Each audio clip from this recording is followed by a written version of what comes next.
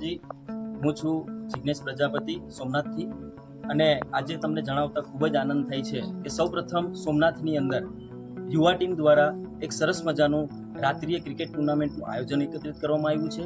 જેની અંદર ટોટલ 9 ટીમે છે એ ભાગ લઈ રહી છે। 9 ટીમ વચ્ચે 54 ખેલાડીઓ આપણા પ્રજાપતિ સમાજના યુવાન ભાઈઓ એમાં રમશે અને આ ટુર્નામેન્ટ જે છે એની અંદર અમે અલગ અલગ પ્રકારના ઘણા બધા ઇનામો રાખ્યા છે, જેથી કરી અને યુવાન મિત્રો છે એ સમાજ પ્રત્યે એ લોકો જાગૃત થાય, એક સંગઠન બને અને એક સમાજનું નેતૃત્વ છે મજબૂત થાય। જેની અંદર અમે વિનર્સ ટ્રોફી છે, રનર્સ ટ્રોફી છે, મેન ઓફ ધ મેચ છે, મેન ઓફ ધ સિરીઝ છે, બેસ્ટ બોલર, આ બધા જ ઇનામો અવનવા ઇનામો આપી અને યુવાનોને અમે પ્રોત્સાહિત કરશું। અને ખાસ અમારી યુવા ટીમ જે છે એ આ કાર્યક્રમ યોજનાની પાછળ એ ફક્ત ને ફક્ત એક જ વસ્તુ છે કે ભાઈ સમાજની અંદર જે યુવાન મિત્રો છે એ સમાજ પ્રત્યે જાગૃત થાય અને સમાજની અંદર એક સપોર્ટેબલ રહી અને સમાજને એક વિકાસના અલગ રસ્તા ઉપર લઈ જાય, માટે કરીને અમે સૌ પ્રથમ વખત સોમનાથની અંદર આવું રાત્રિય ક્રિકેટ ટુર્નામેન્ટનું આયોજન કર્યું છે। અને ખાસ એ પણ કહેવાનું રહેશે કે આજે શરૂઆત અમે કરી છે તો આજુબાજુના વિસ્તારમાં અન્ય ઘણા બધા પ્રજાપતિ સમાજના સંગઠનો છે, તો આવનારા દિવસોની અંદર